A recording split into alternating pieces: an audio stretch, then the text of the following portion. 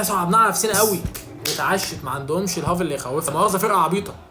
مساء الفل يا جدعان، ويلكم باك. ماتش اتحاد العاصمه والزمالك بكره انا مش شايفه غير ان احنا لازم نضغط عليهم ضغط عالي من اول الماتش، ومطالبين بس ان احنا ما نتسربعش. حاجه واحده، ما نتسربعش خالص. في الهاف سبيس عندهم اصلا، وعندهم سوء تمركز فظيع اصلا في الماتشات بتاعتهم. انا اتفرجت لهم على كذا ماتش وكذا ملخص. لا احنا قادرين بالسكواد اللي معانا او بطريقه لعبنا دلوقتي ان احنا نكسبهم 1 و2 و3 و4.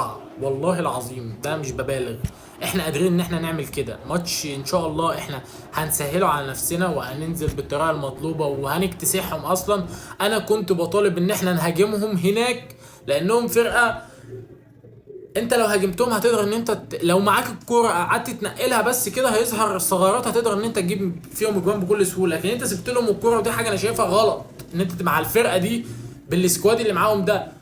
ما عندهمش كمان لعيبه يا جدعان، هم بس عندهم واحد واثنين بس، واحد مدافع وواحد نص ملعب بس، واتعشت. ما عندهمش الهاف اللي يخوفك، ما عندهمش المهاجم المرعب. يعني يا جدعان الماتش كان المفروض اصلا نسهله على نفسنا في الجزائر. احنا صعبناه على نفسنا قوي. ماتش سهل في المتناول، في المتناول والله العظيم من الماتش الاول. احنا مش مطالبين بس غير ان احنا نكون هاديين، وان احنا يكون معانا الكره ونفضل ننقلها من يمين شمال بتاع، ونفضل ان احنا نخترق من العمق في الهاف سبيس. ورا الثلاثه اللي بيهاجموا هتظهر مساحات، ورا نص الملعب بتظهر مساحات كبيره جدا، وعندهم سوء تمركز فظيع اصلا. مش عارف ازاي، يعني مش متخيل اصلا. وكمان هم فرقتهم مش احسن فرقه، والله العظيم مش احسن فرقه كمان في بناء اللعب.